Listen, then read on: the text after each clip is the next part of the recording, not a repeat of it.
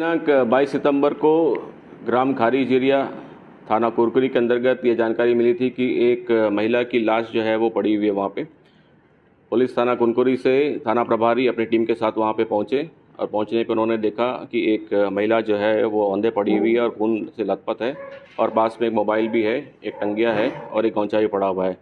Mobile से उसका detail लिया गया, लड़की की आइडेंटिटी फिक्स हो गई। उसके बाद में कॉल डिटेल्स निकाला गया। लड़की जो है वो देवकी चक्रेश नाम की है, जो टांगर गांव कांसाबिल की रहने वाली है और उसका जो है वो हत्या मनोज नाम के एक लड़के जो देवरी ग्राम दोकड़ा चौकी के अंतर्गत हैं उनके द्वारा की गई।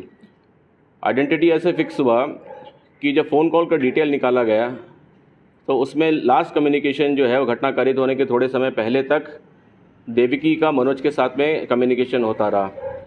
उसके बाद में कॉल डिटेल के आधार पर मनोज को हिरासत में लिया गया, उससे पूछताछ की गई और मनोज ने स्वीकार किया कि देवकी के साथ में उसके प्रेम संबंध लगभग 4 साल से चल रहे थे।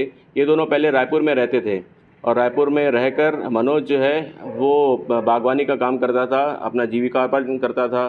उसने देविका को सपोर्ट करके इसको जो है वो नर्सिंग की पूरी पढ़ाई करवाई और इसकी जो है स्वास्थ्य कर्मी के रूप में नौकरी भी लगी। नौकरी लगने के बाद में ये लोग वापस जशपुर आ गए और पिछले 15 दिनों से मनोज का ये कहना था कि पिछले 15 दिनों से वो ये देख रहा था कि मृतिका जो है वो उसको किसी प्रकार का रिस्पांस नहीं दे रही है।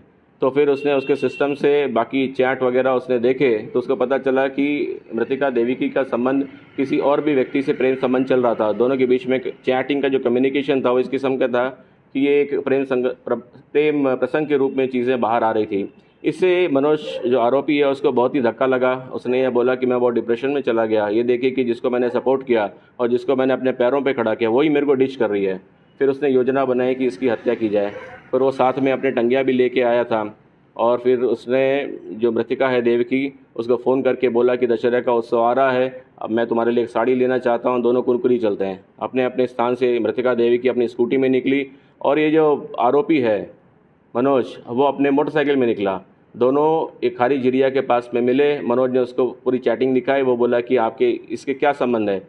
तो फिर देविकी ने कहा कि भाई बहुत ही गलत बात है, आप मेरे पे जो है आरोप भी लगा रहे हो और मेरा विश्वास नहीं कर रहे हो। उतने में मनोज ने हाथ उसके पास जो टंगिया पहले से लेके आया था वो एक गौंचा में बांध के लेके गया था, उससे उसके सिर पे वार किया, लड़की गिर गई।